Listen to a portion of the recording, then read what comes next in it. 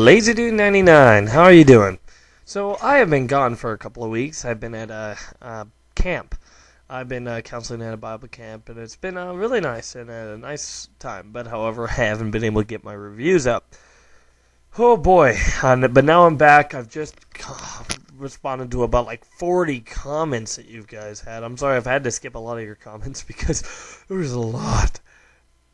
Anyway, before I left for camp, on July 1st, I had seen The Last Airbender and Avatar: The Last Airbender, and I am here to give my review on it. Now, M. Night Shyamalan has been on an up and down. He's been on a downward tunnel. He's directed some amazing films.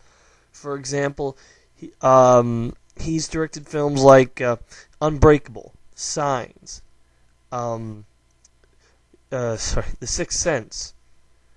All of those films that I've seen, I've been like dumbfounded by because they're so good. However, recently he's had a downward spiral where he's made nothing but crap.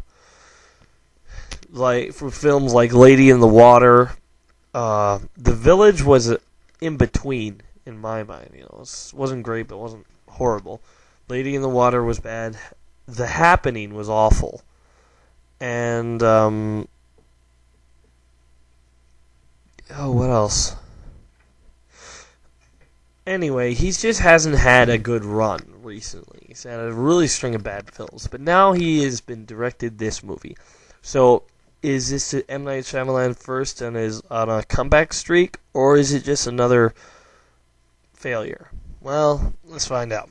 The movie starts off in it explains how there were 4 different nations. One was fire, one was water, one was earth, and the other was air. Now, they say that there was an avatar that had in these different cultures, the fire, air, and water, and all that. So there were some people in the village that could bend these elements, and they could move them to their will. Shoot them out, or no, they couldn't. They couldn't create it, but they could use them and throw them around. Now, what happens is that there has always been an avatar that has all 4 elements. And the avatar has all 4 elements, so he was always... Avatar: The Last Airbender's awesome! Yeah, I guess I'm trying to do a review here, Chris. On it? On it, yeah! M. Night is back and better than ever, guys. Oh, man, I was trying to show that I was biased doing it, and then I'd show, hey, there's that iPod I lost. Anyway, never mind, sorry. Never mind. Sorry, I just saw the iPod that I lost. Anyway, thanks, Chris. Anyway, there was an avatar that has the ability to do all 4. And, there's this, it starts off with 2 characters, a brother and sister character, and they find this boy and this weird beast that looks like from Where the Wild Things Are, that were trapped in ice, and apparently they've been trapped there for a long time, and he was the next avatar. He was supposed to be the next avatar, because when the avatar dies, he becomes reborn again. However, when he was told that he was the Avatar, he didn't want to be the Avatar, so he ran away and got frozen. This left the world in an unbalance. After he comes out and gets awakened, he sees that the Fire Nation, using A, their firebending skills, and B, a whole bunch of technology that they have acquired, have taken over most of the world. The Fire Nation, because of their technology and their advanced weaponry, have taken over everything, basically, with a few straggling cities here and there. So, when he wakes up to this, and the Fire Nation is always on the lookout for the Avatar. When they find him, he has to escape, and see the whole movie is he knows he's the Avatar now, except he doesn't know how to bend the other elements. He can only airbend, because the Avatar is always going to come from an airbender, so the Fire Nation killed all airbenders. So he had been gone for 100 years, and now he's back.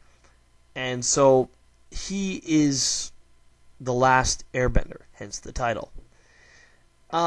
So it goes on him, and he needs to go on a journey to master all the elements. First elements he needs to master is water. Ergo, the title of the film starts with Chapter 1, Water.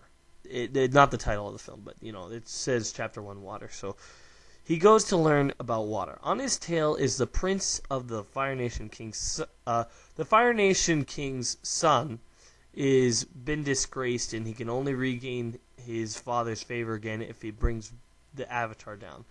This is played from the actor from Slumdog Millionaire, who I can definitely say is the best actor in the film. Despite anyone else, there's no better actor in the film than him. I don't know his name, but he definitely did the best job out of all of them. Now, what do I think? So the basic journey is the basic story is he's chasing him, the Avatar, with the Avatar trying to learn about his past. Now, I want to say that this movie, it's not the greatest. There are certain scenes in here where the action is slow-paced and the story has dry dialogue. However, this is not a bad movie. This movie has a lot of interesting effects and interesting plot points.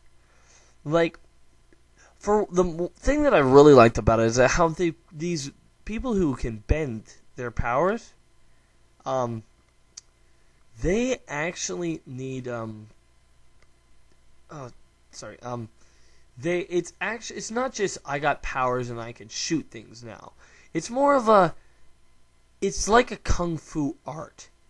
You can pick up a couple things on your own, but you need an instructor and you need to practice it every day. And their motions are much like kung fu training, and like stuff like that. And it's really interesting in that retrospect, how they have to train hard and concentrate hard on what they're doing in order to use their abilities.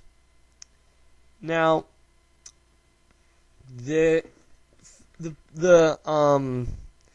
as I said, the best scenes in it is definitely between the Avatar and the prince, because there are some nice fight scenes and stuff, and they can really play off of each other pretty well.